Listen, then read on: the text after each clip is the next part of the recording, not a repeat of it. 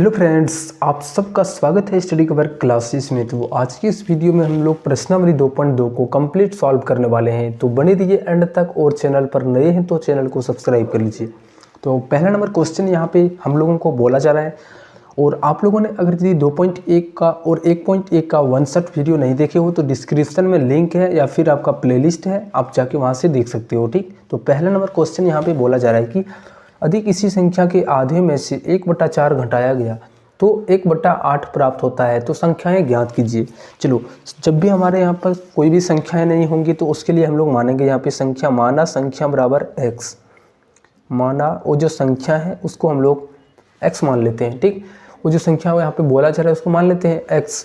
अब उसके आधे में से तो इसका आधा कितना हो जाएगा, तो x/2 हो जाएगा। ठीक, में से 1/4, इनमें से हम लोग 1/4 घटाते हैं तो परिणाम में हम लोगों को मिल जाता है 1/8, यानी ये x हमारा कौन सी संख्या है इसको निकालनी है। ठीक, तो बस ये हमारा समीकरण बन गया, अब इसको सॉल्व कर देनी है।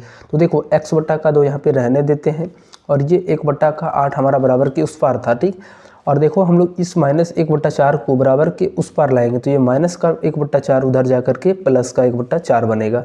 अब यहाँ पे आगे हमारा हो गया x/2, और ये हमारा भिन्न का जोड़ करेंगे यहाँ पे तो ये एलसीएम हमारा 8 हो जाएगा, ये 1 हो जाएगा, प्लस 4 के पहाड़े में 8, 2 को जब 1 से गुना करेंगे तो ये 2, तो कितने हो गया, x/2 हमारा हो गया, और ये 2 और 1 को जोड़ देंगे तो 3/8। अब देखेंगे हमारा ये दोनों क्या है, एकदम सीधे तरीके से, तो इसको हम लोग कटा देंगे ऐसे। ठीक, तो x का जो मान कितना आ गया, 3/4, यानी ये हमारा x का मान जो संख्या बोला गया था उसका मान x बराबर 3/4 हो जाएगा। ठीक, चलो नेक्स्ट वाले क्वेश्चन नंबर 2 पर आते हैं।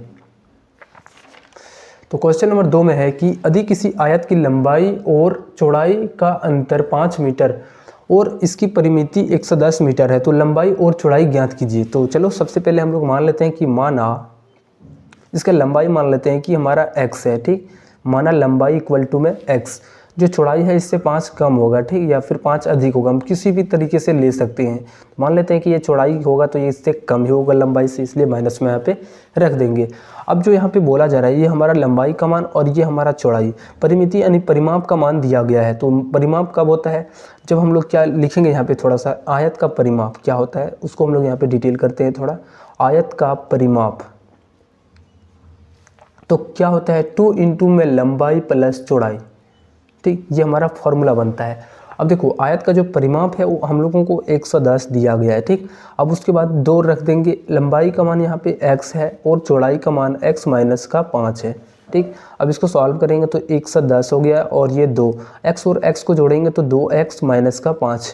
अब इसको हम लोग, ये हमारा सीधा सीधी है तो इसको हम लोग कंप्लीट कटाएंगे, कितने बार में ये कट जाएगा, तो ये 55 बार में हमारा कट जाएगा। ठीक, तो ये 55 हो गया, उसके बाद यहाँ पे 2x माइनस का 5 बच गया। ठीक, अब एक काम करते हैं, इस 55 को रहने देते हैं और -5 को इधर लाएंगे तो ये प्लस का 5 बनेगा, और यहाँ पे कितने आ गया, तो 2x आ गया। ठीक, और 55 और 5 को जोड़ देंगे तो कितने हो गया, यहाँ पे 60 हो गया। देखोगे तो यहाँ पे 55 और 5 60 हो गया, और ये 2x इसको कटा देंगे तो कितने बार में, 30 बार में कंप्लीट कट जाएगा, यानी x का मान हम लोगों को 30 मिल गया, यानी x हमारा लंबाई है तो लंबाई हमारा 30 आ गया। चौड़ाई चाहिए तो इसमें से 5 को माइनस करेंगे, क्योंकि चौड़ाई के लिए हमारा यहाँ पे x - 5 है, तो x यानी 30 में से 5 को घटाएंगे, कितने आ गया, 30 में से 5 जाएगा तो 25, ये हमारा चौड़ाई हो गया। ठीक, चलो अब नेक्स्ट वाले क्वेश्चन यहाँ पे जो हमारा क्वेश्चन नंबर 3 है उस पर आते हैं। चलो, क्वेश्चन नंबर 3 में बोला गया कि चीनी के मूल्य में 25% की वृद्धि होने पर अब 1 किलोग्राम चीनी का मूल्य 32 रुपया है, तो प्रारंभ में चीनी का मूल्य ज्ञात कीजिए। तो चलो इसको भी हम लोग सॉल्व करते हैं आराम तरीके से, थोड़ा सा इसको सीधा कर लेते हैं। ठीक, तो सबसे पहले मान लेते हैं कि जो पहले का मूल्य था उसको मान लेते हैं, माना पहले का मूल्य उसको मान लेते हैं कि x रुपया था। ठीक, अब यहाँ पे क्या बोला कि 25% की वृद्धि है। अब जो है सो पहले हमारा x था लेकिन इसका 25% बढ़ गया, तो x का 25% ऐसे हम लोग यहाँ पे लिखेंगे। अब जो मूल्य है वो कितने हो गया है, तो 32 रुपया के बराबर, तो इसको हम लोग यहाँ पे 32 के बराबर करेंगे। ठीक, अब इसके आगे देखोगे तो यहाँ पे x हो गया प्लस x गुना 25% है, तो परसेंट हटे तो यहाँ पे 100 नीचे में आएगा। ठीक, तो ये 32 हो गया, इसको कटा देंगे तो एक बार में और ये 4 बार में कट जाएगा। अब देखोगे तो यहाँ पे 4x और एक x, तो ये 5x का हो गया और यहाँ पे 32 हो गया। ठीक, अब यहाँ पे हम लोगों को x चाहिए और ये हमारा 4 क्या है, इस तरीके से यहाँ पे इसके भाग में है तो उधर जाएगा तो ये गुने में आ जाएगा, ठीक। तो 5x जो आ गए वो कितने के बराबर, 4 दूनी 8, 4 तिया 12, इतने के बराबर। अब हम लोगों को यहाँ से x का मान चाहिए तो इसको हम लोग कटाएंगे, कितने बार में कटेगा, 2 बार में आ गया 10। उसके बाद यहाँ पे हमारा 2 और 8 यानी 28 बन गया, 5 बार में 25, उसके बाद 3 यानी कितना 30 यानी 6, लगभग कितने आ गया। तो पहले जो इसका मूल्य था वो कितना हो गया था, 25.6 रुपया, 25.60 रुपया आप बोल सकते हो, ठीक। आप इसको दूसरा मेथड से भी बना सकते हो, तो थोड़ा सा मैं यहाँ पे हिंट कर देता हूँ कि आप दूसरा मेथड से कैसे जा सकते हो, ठीक। तो थोड़ा सा यहाँ पे देखो मेथड 2, देखो यहाँ पे जो बोला गया कि 25% की वृद्धि होने पर अब 1 किलोग्राम चीनी का मूल्य 32 रुपया है। तो पहले मान लेते हैं कि हमारा जो है सो ये जो 32 रुपया, ये जो 32 रुपया है कितने के मान है, तो 125% का मान। हम लोगों को 100% का मान बताना है, क्योंकि ये तो हमारा 32 जो है सो 125 का मान है, तो हम लोगों को 100% का मान चाहिए, तो यहाँ से 100 से गुना करेंगे।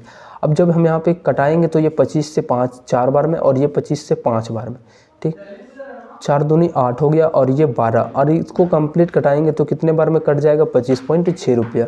आप दोनों मेथड से जा सकते हो, ठीक। ये आपका शॉर्टकट मेथड है और ये आपका लॉन्ग मेथड, आपको यही मेथड से चलना है। क्वेश्चन नंबर 4 में है कि दो विभिन्न मूल्य वाली 35 कलमों का मूल्य 60 रुपया है। यदि एक सस्ती कलम का मूल्य 1.50 यानी 1.5 रुपया है एवं एक महंगी कलमों का मूल्य 2 रुपया है, तो कितनी महंगी कलमें खरीदी गई। तो थोड़ा सा यहाँ पे पहले हम लोग क्या करते हैं, लेट करते हैं। सबसे पहले मान लेते हैं कि हमारा यहाँ पे जो महंगी कलमों का मतलब संख्या है वो हम लोग मान लेते हैं कि x है। माना महंगी कलमों का मूल्य, कलमों की संख्या मानेंगे यहाँ पे, मूल्य नहीं, ठीक। कलमों की संख्या इसको मान लेते हैं कि x है। तो मान लेते हैं कि माना महंगी कलमों का जो संख्या वो x है, ठीक। लेकिन टोटल जो हमारा कलम है वो कितने हैं, तो 35 कलम है। तो लिखेंगे यहाँ पे जो सस्ती कलमों की संख्या होगी, माना तो यहाँ पे सस्ती कलमों की जो संख्या होंगी, सस्ती कलमों की संख्या वो कितने हो जाएंगे, 35 में से जो बचेगा वो हमारा होगा, ठीक। यानी 35 माइनस x हो जाएगा। अब यहाँ पे बोला गया कि एक सस्ती कलम का मूल्य 1.50 रुपया है और महंगी कलम का मूल्य 2 रुपया है और कुल मूल्य कितने हैं, तो 60 के बराबर। हम यहाँ पे देखेंगे कि ये महंगी कलमों की संख्या x है, ये x हो गया, ठीक। उसके बाद यहाँ पे जो हमारा महंगी कलमों का मूल्य है वो कितना है, 2, तो इसको 2 से गुना कर देंगे, प्लस यहाँ पे सस्ती कलमों को यहाँ पे लिखेंगे 35 माइनस x, ठीक। उसके बाद इसका जो मूल्य है कितने हैं, तो 1.50, तो इसको यहाँ पे 1.50 से गुना करेंगे। यहाँ पे देखोगे तो ये भी हमारा मूल्य है और ये भी हमारा मूल्य है, और इधर हम देखेंगे तो ये भी हमारा मूल्य है। तीनों आपस में क्या होंगे, जब इस तरीके से इधर जोड़ेंगे और इधर देंगे, दोनों तरफ हमारा क्या आएगी, समान आएगी, ठीक। यानी मेन जो हमारा यहाँ पे है इसी समीकरण को फाइंड करना होता है।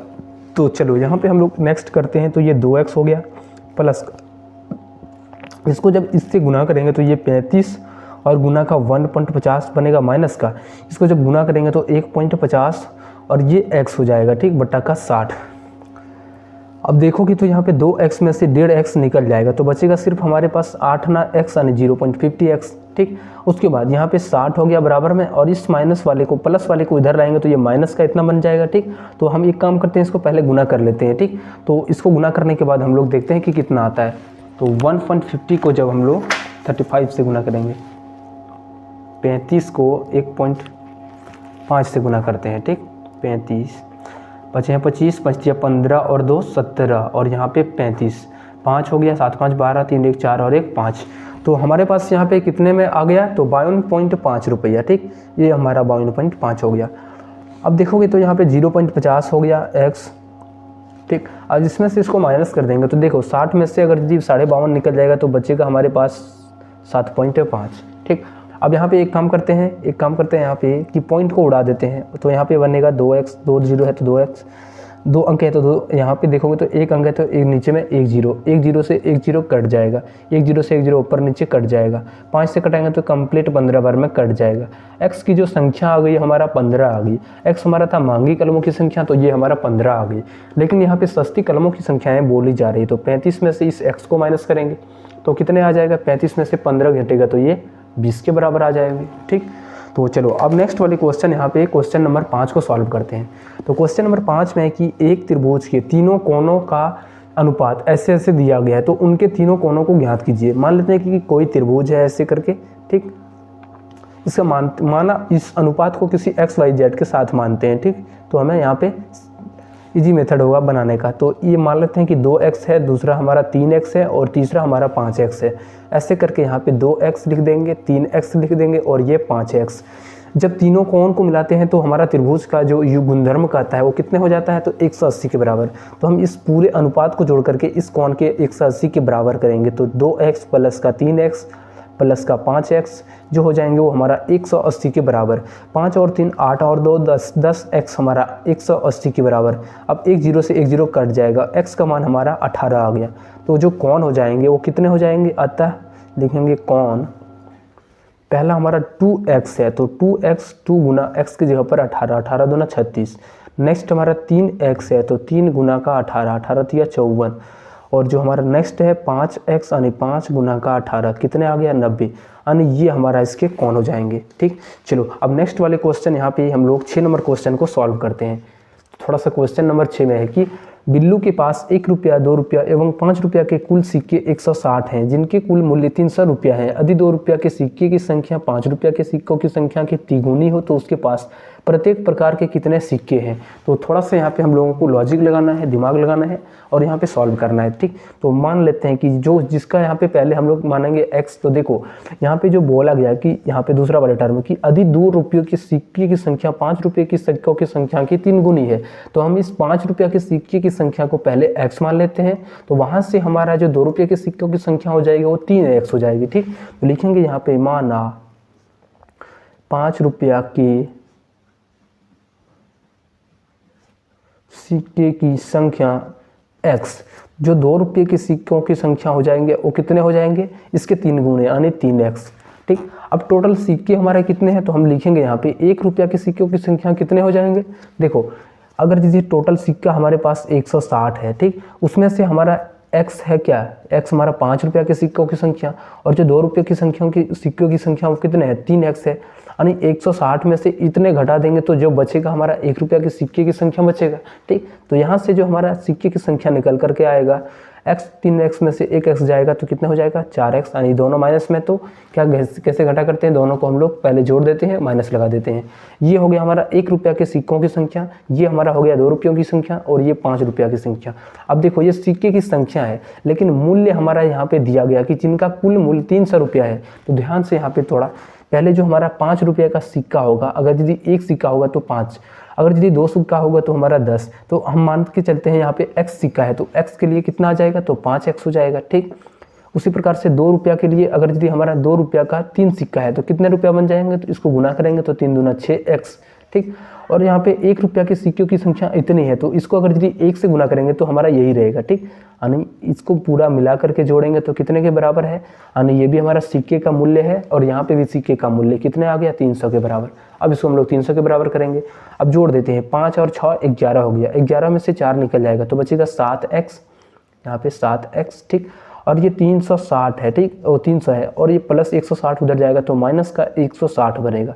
अब देखोगे तो यहाँ पे 7x जो हो गया वो कितने के बराबर हो गया, तो अगर यदि 300 में से 160 निकल जाएगा तो कितने बचेगा, 140 बचेगा। कितने नंबर में कटेगा, 20। यानी x की जो संख्या है कितनी आ गई, 20 आ गई। यानी जो सिक्का 5 रुपया के सिक्के की संख्या वो 20 आ गया। अगर यदि 2 रुपया की संख्या तो 3 गुना x, तो यानी 20 या 60 हो जाएगा।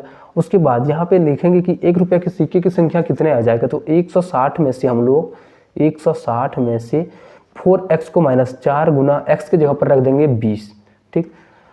अब 160 माइनस 20 चौका 80 हो गया तो कितना हो जाएंगे यहाँ पे 80। यानी टोटल जो हमारा 80 रुपया यानी 1 रुपया का सिक्के की संख्या 80 हो जाएंगे, ठीक। तो चलो अब हम लोग नेक्स्ट वाले क्वेश्चन 7 नंबर क्वेश्चन को सॉल्व करते हैं। चलो अब हम लोग क्वेश्चन नंबर 7 को सॉल्व करते हैं। तो क्वेश्चन नंबर 7 में बोला जा रहा है कि पिता ने अपने 3 संतानों के बीच अपनी संपत्ति का 1:2:3 के अनुपात में करता है और अपने लिए 1 लाख रुपया रखता है। यदि उसकी कुल संपत्ति 2.5 लाख रुपया है तो प्रत्येक संतान को कितने हिस्से के रूप में मिलेंगे, ठीक। तो देखो यहाँ पे हम लोग एक काम करते हैं, जो अनुपात है इसको हम लोग किसी भी ABCD के टर्म के साथ मानेंगे। माना अनुपात जो है सो 1x 2x और 3x है, ठीक। अब ध्यान से क्वेश्चन को समझना है कि यहाँ पे बोला गया कि ये जो बंटवारा कर रहा है इससे करके यहाँ पे अनुपात में कर रहा है, ठीक। अब देखेंगे तो यहाँ पे क्या कर रहा है कि और अपने लिए 1 लाख रुपया रखता है, अगर यदि उसको बांट देगा तो कितना, पहले 1x जाएगा, फिर हमारा 2x और ये 3x, ये तीनों तो उसके पास तो देंगे ही, मतलब अपने बच्चों को तो ये बांटेंगे ही, उसके साथ इसके साथ रहेगा कितने पैसा, तो ये 1 लाख रहेगा। ठीक, अब जो ये टोटल मिला करके जोड़ा गया है तो इसका संपत्ति का कितना है, तो 2.5 लाख रुपया, तो यहाँ पे लिखेंगे 2,50,000 ऐसे करके। ठीक, अब देखोगे तो ये भी हमारा यहाँ पे टोटल यहाँ पे कितना पैसा है वो है, और इधर भी हम लोग देखेंगे तो उसके पास जितना पैसा है वही है। ठीक, दोनों हमारा क्या हो जाएंगे, इक्वल हो जाएंगे। अब इसको हम लोग जोड़ेंगे तो 3 2 5 और ये 6x हमारा हो जाएगा, और इस 1 लाख को ये 10,000 लिखा गया, 1 लाख लिखेंगे। ठीक, एक दे करके 5 जीरो, यहाँ पे भी देखोगे तो 2,50,000, ये हम लोगों को 2.5 लाख के लिए बोला गया है। तो हम एक काम करते हैं, इस 1 लाख को 2,50,000 के सामने यानी उधर लेते हैं। ठीक, तो ये हमारा 2,50,000 है, इसमें से 1 लाख को माइनस कर देंगे, क्योंकि ये प्लस का 100 उधर जाएगा तो माइनस का 1 लाख बनेगा। ठीक, अब ये 6x जो आएगी वो कितने के बराबर, 1,50,000 के बराबर। अब इसको कटा देंगे तो कितने बार में कटेगा, 6 से कटाएंगे तो 2 बार में हमारा 12 आ गया, 3 बच गया, यहाँ पे 0 यानी 3 5 आ गया। ठीक, उसके बाद 3 जीरो है तो इसके साथ है 3 जीरो। अब देखोगे तो यहाँ पे x का जो मान आ गया वो कितने के बराबर, तो 25,000 के बराबर। अब यहाँ से निकाल लेंगे अगला जो हमारा टर्म, पहला हमारा 1x है तो 1x यानी पहला जो हमारा हो जाएगा वो कितना हो जाएगा, 25,000 हो जाएगा। दूसरा हमारा 2x है तो 2x का मतलब 2 को x से गुना करो यानी 25,000 के साथ गुना कर दो तो कितने आ गया, 50,000 हो गया। ठीक, तीसरा हमारा 3x है तो 3 को 25,000 से गुना करो, x से गुना करो तो ये 75,000 रुपया निकल करके आ जाएंगे। ठीक, तो इस तरीके से क्वेश्चन को सॉल्व करना है। तो हम लोग चलते हैं क्वेश्चन नंबर 8 की ओर। चलो, क्वेश्चन नंबर 8 में बोला गया कि 11 के लगातार 3 गुंजों का योग 231 है तो उन्हें ज्ञात कीजिए। यानी क्या है कि हमारा कोई 11 का पहाड़ा दिया गया है। ठीक, उसी में से बोला गया है कि उसका जो 3 गुणज है उसका योग हमारा 231 के बराबर है, तो उन्हें क्या है वो निकालना है। तो मान लेते हैं कि माना जो गुणज होगा वो कैसे होंगे, तो पहले हमारा क्या होंगे, 11 होंगे, दूसरा हमारा 22 33 ऐसे करके हमारा 11 का पहाड़ा चलेगा। तो देखो हम लोग पहला वाला जो टर्म है यहाँ पे हम लोगों को एग्जैक्ट तो पता नहीं है, इसलिए हम लोग पहला वाला टर्म मानेंगे x। अगला जो होंगे वो कितने होंगे, तो x प्लस का 11। अब देखोगे तो पहले 11 है, थोड़ा सा यहाँ पे रफ पर चलते हैं। पहले देखेंगे तो 11 का पहाड़ा में 11, दूसरी बार में हमारा 22 33 आता है। अगर इस वाले को x माने हैं तो इससे कितना अधिक है, तो 11 अधिक है, यानी नेक्स्ट टर्म जो हमारा होगा कितने हो जाएंगे, x प्लस 11 हो जाएंगे। उसके बाद देखोगे तो यहाँ पे 11 से 33 कितने अधिक है, यानी तीसरा वाला टर्म को खोजेंगे तो यहाँ पे x से कितने अधिक है, तो 22 अधिक है। ऐसे करके यहाँ पे हम लोग समीकरण को मानेंगे। ठीक, x दूसरा हमारा x प्लस 11, तीसरा हमारा x प्लस 22। तो यहाँ पे जो हमारा तीसरा टर्म हो जाएगा वो कितने हो जाएंगे, x प्लस 22। अब ये तीनों गुणज का योग 231 के बराबर, यानी x plus 11 plus x plus 22, ये तीनों मिलाकर के 231 के बराबर है। अब जोड़ दो, 1x 3x हो गया तो 3x प्लस 22 और 11 को जोड़ेंगे तो ये 33 के बराबर और ये 231 में। ठीक, अब 3x को रहने देते हैं और ये 231 प्लस 33 उधर जाएगा तो माइनस का 33 बनेगा, और ये 3x इसमें से जो घटाएंगे तो कितने आ जाएगा, 198 के बराबर। इसको कटा देंगे तो 3 से 6 बार में और 6 बार में, तो x का जो मान आ गया वो कितने आ गया, 66 आ गया। अब निकाल दो अगला जो टर्म है, x हमारा 66 आ गया। नेक्स्ट हमारा है कि x प्लस 11, तो x प्लस 11 यानी 66 में से 11 को जोड़ेंगे तो ये 77 आ जाएगा। नेक्स्ट हमारा है x प्लस 22, तो हम क्या करेंगे, 66 में से 22 को जोड़ेंगे यानी 88 आ जाएंगे। ठीक, चलो अब नेक्स्ट वाले क्वेश्चन हम लोग क्वेश्चन नंबर 9 को सॉल्व करते हैं। क्वेश्चन नंबर 9 में है कि संकुल संसाधन केंद्र मध्य विद्यालय फरना में आयोजित बाल मेले में प्रत्येक विजेता छात्र को 2 कलम एवं विजेता को छोड़कर शेष सभी प्रतिभागियों को 1 कलम दिया गया। यदि 100 छात्रों के बीच 120 कलम दिए गए तो विजेताओं की संख्याएं ज्ञात कीजिए। यहाँ पे निकालना है। ठीक, तो मानते हैं कि माना जो विजेता को कलम मिला है, माना विजेता की संख्या मान लेते हैं। ठीक, माना विजेता की संख्या x। अब टोटल कितना है, जो मतलब जो हमारा शेष जो प्रतिभागी हो जाएंगे, शेष प्रतिभागी की संख्या तो कितने हो जाएंगे। यहाँ पे देखोगे तो जो हमारा विजेता की संख्या x है, टोटल हमारा 100 है, तो 100 में से जो बचा हुआ होगा वो हमारा नहीं जीते होंगे, यानी शेष प्रतिभागी की संख्या निकल जाएगा। अब जो यहाँ पे बोला गया है कि विजेता को 2 कलम देता है, तो हम लोग यहाँ पे कलम की संख्या निकालते हैं, तो 2x प्लस जो नहीं जीता है उसको 1 कलम, तो 1 को क्या करेंगे 100 माइनस x यानी ये भी हमारा क्या है कि टोटल हमारा इधर देखेंगे तो कुल कलम की संख्या है, और इधर भी देखेंगे तो हम लोग लिखेंगे कुल कलम की संख्या। तो कितने हैं 120 के बराबर यहाँ पे लिख देंगे। ठीक, अब यहाँ पे हम लोगों को x का मान निकालना, तो 2x प्लस ये 100 माइनस का ये x बराबर का 120 आ गया। अब 2x में से एक x निकल जाएगा तो बचेगा 1x, तो 120 हो गया, और इस प्लस 100 को इधर लाएंगे तो माइनस का 100, तो x का मान कितने आ गया 20 के बराबर। तो जो विजेता की संख्या हो जाएंगे वो कितने हो जाएंगे, तो 20 हो जाएंगे। ठीक, तो नेक्स्ट वाले क्वेश्चन जो हमारा लास्ट क्वेश्चन है इस चैप्टर का, तो क्वेश्चन नंबर यहाँ पे 10 में बोला गया है कि रवि के वर्तमान उम्र के तिगुने से 5 वर्ष अधिक है। 5 वर्ष बाद उनके उम्रों का योग 43 वर्ष हो जाएगा, तो दोनों की उम्र ज्ञात कीजिए। देखिए, जब भी हमारा इस तरीके से कोई भी अगर यदि हमारा क्वेश्चन दिया गया है, सबसे पहले जो छोटा होगा उसी को मानेंगे x, या फिर यहाँ पे देख सकते हो जिसके हमारा बोले जाएंगे कि कितने अधिक हैं, तो यहाँ पे रवि को देखेंगे तो रवि के और वर्तमान आयु के कितने तिगुने से 5 वर्ष अधिक है, तो इस रवि को पहले मान लेंगे कि x, माना रवि की आयु बराबर x, तो इनकी पिता की जो आयु हो जाएंगे वो कितने हो जाएंगे, पिता की आयु, तो देखोगे तो यहाँ पे इसका पिता की आयु रवि के वर्तमान आयु के 3 गुने से 5 वर्ष अधिक है, इसका 3 गुना यानी 3x से 5 वर्ष अधिक है, तो प्लस का 5। ठीक, अब यहाँ पे बोला जा रहा है कि 5 वर्ष बाद उनके उम्रों का योग 47 वर्ष हो जाएगा। जब ये 5 वर्ष बाद हो जाएंगे तो यहाँ पे देखेंगे तो क्या होगा, उसका रवि का भी आयु x प्लस 5 हो जाएगा, इसमें भी 5 जोड़ेंगे। उसके बाद इसका जो पिता का आयु है उसका भी उम्र क्या होगा, 5 साल और बढ़ जाएगा। ठीक, दोनों का आपस में उम्र बढ़ जाएगा। तो बोलता है कि 5 वर्ष बाद उनकी उम्रों का योग कितने हो जाएंगे, 47 हो जाएगा। अब इन दोनों को जोड़ करके 47 के बराबर करते हैं। अब देखो 3x और 1x 4x हो गया, प्लस 5 5 10 5 15, अब यहाँ पे 47, 4x जो आ गया 47 में से 15 जाएगा, प्लस 15 उधर जाएगा तो माइनस का 15 बनेगा, और ये हमारा यहाँ पे कितना हो जाएगा, तो 32 के बराबर। 4 से कटाएंगे तो कितने बार में, 8 बार में, यानी x का जो मान आ गया वो कितने आ गया, 8, यानी रवि की जो वर्तमान आयु है वो 8 हो जाएंगे, और पिता की जो आयु होंगे कितने होंगे, 3 गुना 8 प्लस का 5, 8 24 और 5 29, ये हो जाएंगे उसके पिता की आयु। ठीक, चलो मिलते हैं हम लोग अब नेक्स्ट वीडियो में 2.3 के साथ, जो हमारा लेक्चर लास्ट होगा इस चैप्टर का। तब तक अभी तक चैनल को सब्सक्राइब नहीं किए हो तो कर लेना सब्सक्राइब, और दोस्तों के साथ इसको शेयर करना। मिलते हैं नेक्स्ट वीडियो में, बाय।